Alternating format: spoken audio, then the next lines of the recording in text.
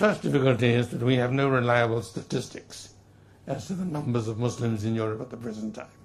Most European countries do not have a line for religion in their census forms, and added to that, a good deal of the migration is illegal. But it is clear that the percentage of Muslims is growing rapidly, and one way in which one can measure this is by the registration of births. Children are registered at birth, and there are statistics of that, and the proportion of children called Muhammad or by other Muslim names is growing very rapidly and has reached majority figures in many European cities. So that one could say this, that the third time lucky is how it seems to be for the Muslims. There were two major Muslim attempts to conquer Europe. The first from the 7th century onwards, when the Arabs of the First Islamic Empire came across North Africa, conquered Spain and Portugal and ruled them for centuries, invaded France, held southern Italy, but were driven back in a partial recovery of Europe. Christian North Africa was not recovered, it remained Muslim, but Christian Spain and Portugal and Sicily were recovered. The attack was halted.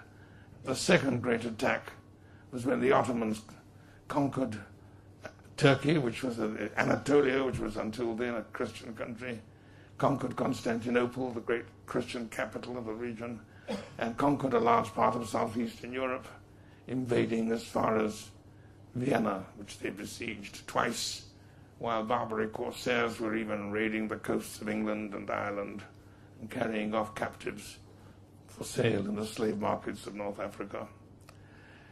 That too was held and thrown back. As many see it, this is now the third attempt to Islamize Europe. The first two failed. The third shows every prospect of succeeding. It is a peaceful migration, not a military conquest. And it's happening in various ways. As I said, the statistics we simply don't know. One can only estimate from birth and things like that.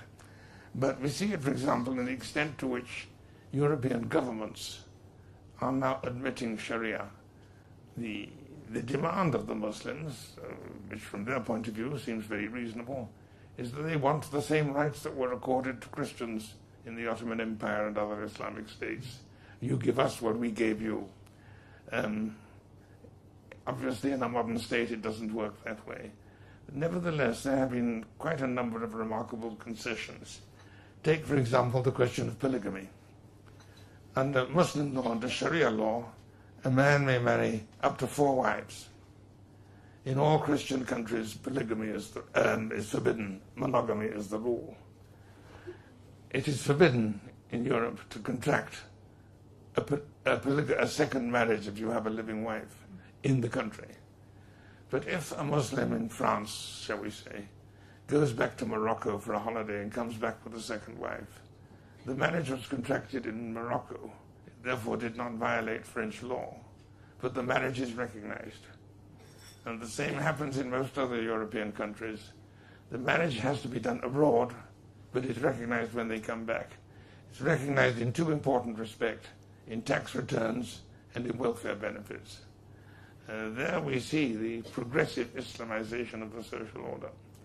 We see it, for example, in the educational system and in public discourse generally, where Islam now enjoys a degree of immunity from criticism or even comment that Christianity has lost and Judaism has never had.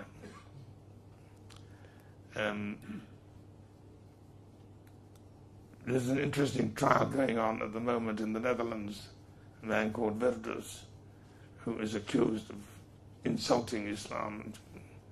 And this trial has obviously generated considerable support for him and his case in the Netherlands. Where it will go, I don't know. But certainly the future of Europe is in question. The Syrian philosopher Sadiq al-Azam said a few years ago, there is only one question that remains concerning the future of Europe. Will it be an Islamized Europe or a Europeanized Islam?